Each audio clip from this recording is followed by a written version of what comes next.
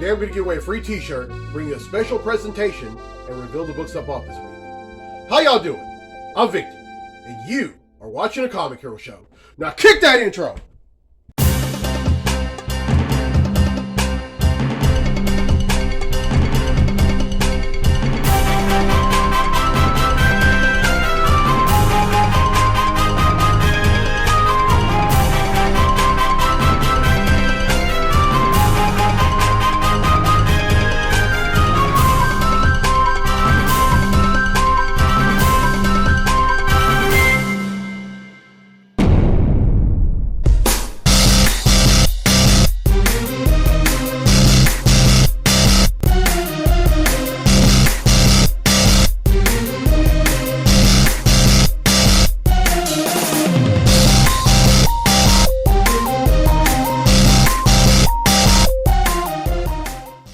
Welcome to this week's edition of the Comic Hero Show. I'm your host, Victor Nunley, and I am the Comic Hero. This month is Black History Month. Now I'm going to touch base on all that a little later on, but for right now, it's time to give away a free t-shirt.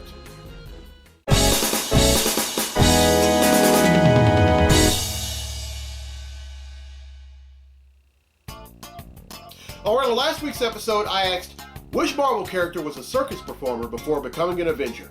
Well, the correct answer is Hawkeye.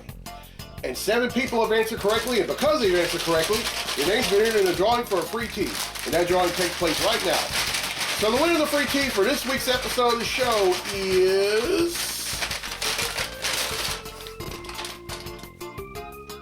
Lillian Pickering from Winsboro, Texas. Congratulations, Lillian. You have a free Comic Hero tee. Alright, here's the question for next week's episode. And because it's Black History Month, this is a Black Lightning question.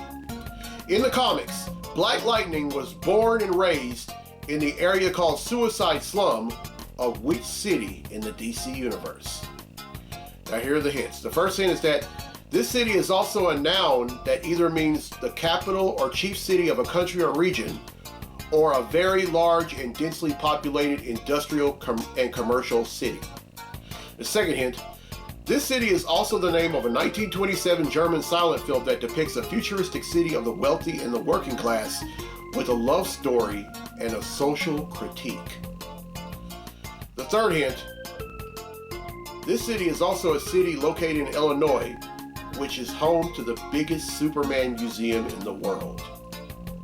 And then the fourth and final hint, Superman. Everyone who answers correctly will be entered in a drawing for a free tee on next week's episode of the show. Now, I was supposed to have had a Comic Hero Throwdown Showdown fight ready for y'all, but I decided at the very last minute not to do that, so I'm just going to move on. Now, a few years ago, I did this special presentation on Dennis Cowan and the late great Dwayne McDuffie. The two of them, along with several other creators, ended up leaving their publications in the early 90s and started Milestone Media.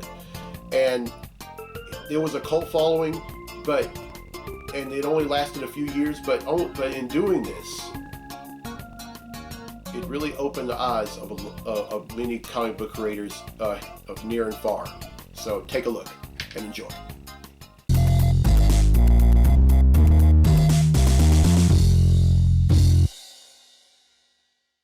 Dwayne McDuffie was an American writer of comic books and television, known for creating the animated series Static Shock, writing and producing the animated series Justice League Unlimited and Ben 10, and co-founding the pioneer minority-owned and operated comic book company, Milestone Media. Going on staff at Marvel as Bob Budiansky's assistant on special projects, McDuffie helped develop the company's first superhero trading cards. He also scripted stories for Marvel. His first major work was Damage Control, a miniseries about the company that shows up between issues and tidies up the mess left by the latest round of superhero-supervillain battles. After becoming an editor at Marvel, McDuffie submitted a spoof proposal for a comic entitled Teenage Negro Ninja Thrashers in response to Marvel's treatment of black characters. Becoming a freelancer in 1990, McDuffie wrote dozens of various comics for Marvel, DC, and Archie Comics. In the early 1990s, wanting to express a multicultural sensibility that he felt was missing in comic books, McDuffie and 3 partners founded Milestone Media. The Plain Dealer of Cleveland, Ohio, described in 2000 as the industry's most successful minority-owned and operated comic company. McDuffie explained, and I quote, "If you do a black character or a female character or an Asian character, then they aren't just characters. They represent that race or that sex, and it can't be interesting because everything they do has to represent an entire block of people. You know, Superman isn't all white people, and neither is Lex Luthor. We knew we had to present a range of characters within each ethnic group, which means that we couldn't just do one book. We had to do a series of books, and we had to present a view of the world that's wider than the world we've ever seen before." End quote. Milestone, whose characters include the African American Static, Icon and Hardware, the Asian American Zombie, and the multi-ethnic superhero group called the Blood Syndicate, which include Black, Asian, and Latino men and women, debuted its titles in 1993 through a distribution deal with DC Comics. Serving as editor-in-chief, McDuffie created or co-created many characters, including Static. He would later go on to create the Static Shock animated series. Sadly, in 2011, at the age of 49, McDuffie died from complications from emergency heart surgery.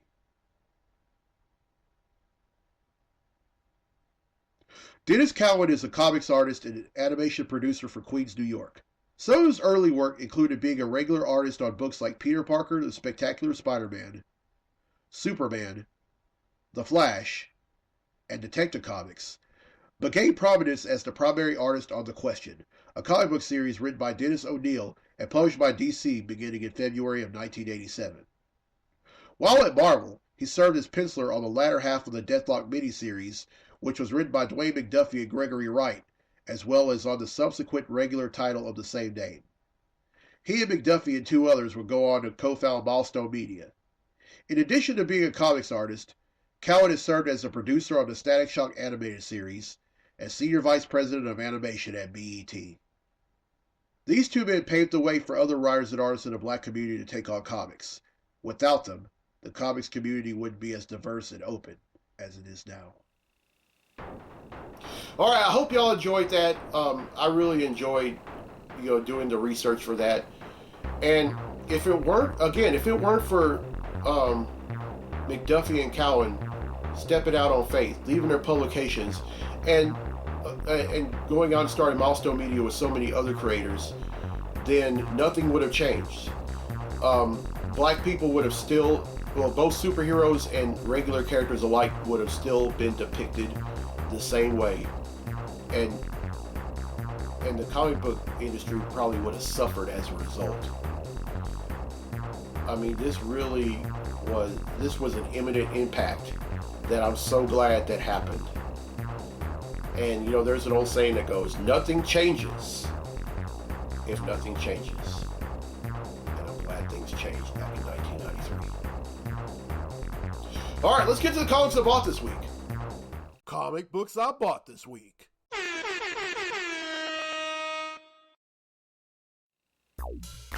All right, here we go. First up is Batman number 144.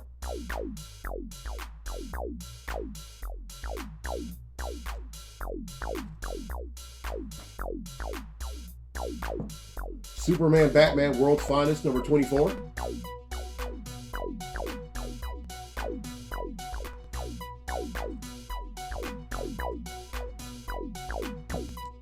Captain Marvel number 5.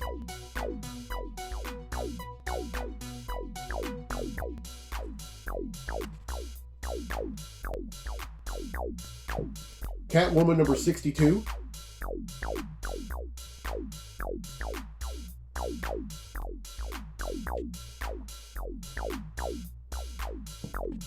Daredevil number 6.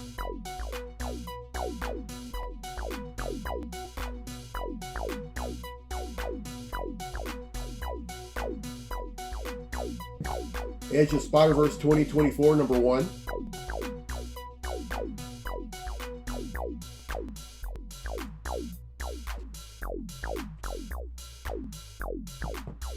Green Lantern War Journal number 6.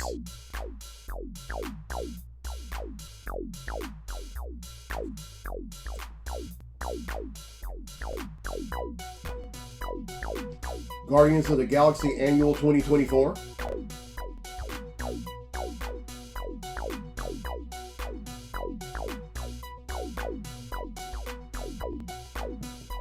The Incredible Hulk number 9.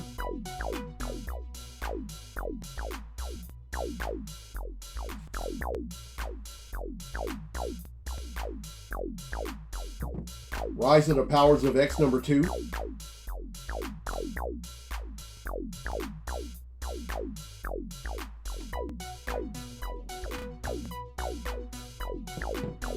Spider-Boy number 4.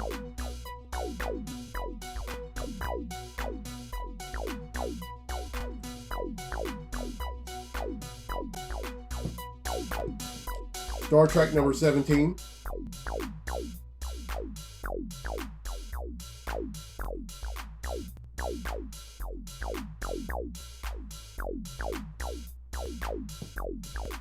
Superman number 11.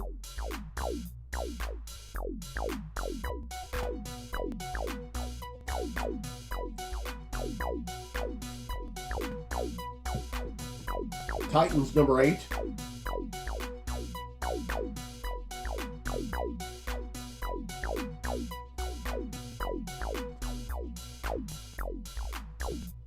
Ultimate Spider-Man number 2.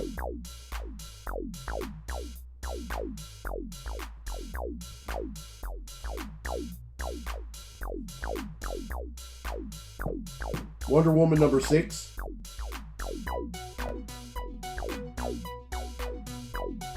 And finally,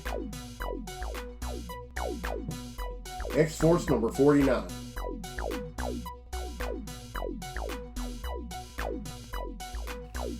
Alright, that's 17, which brings the total number of comics that I've bought since December of 1997 to 12,715.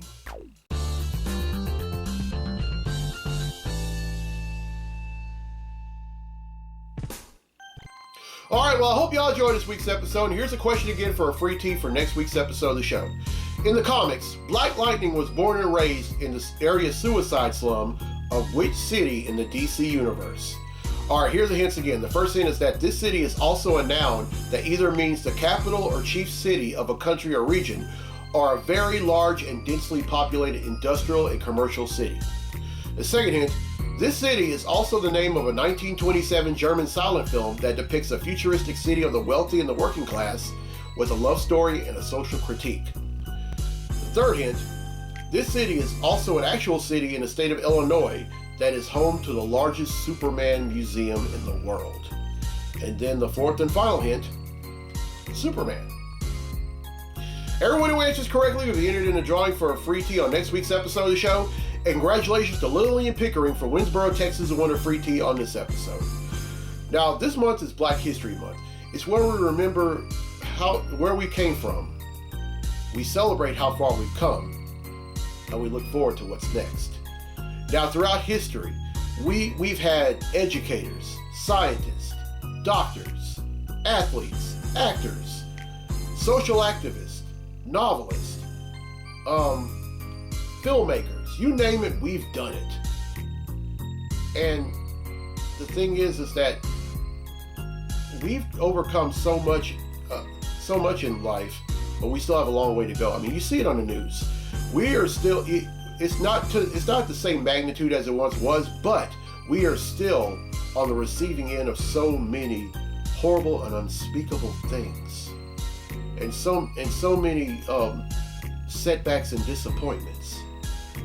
But I can tell you, Dr. Martin Luther King Jr. said it best: is we shouldn't be judged by the color of our skin, but by the content of our character.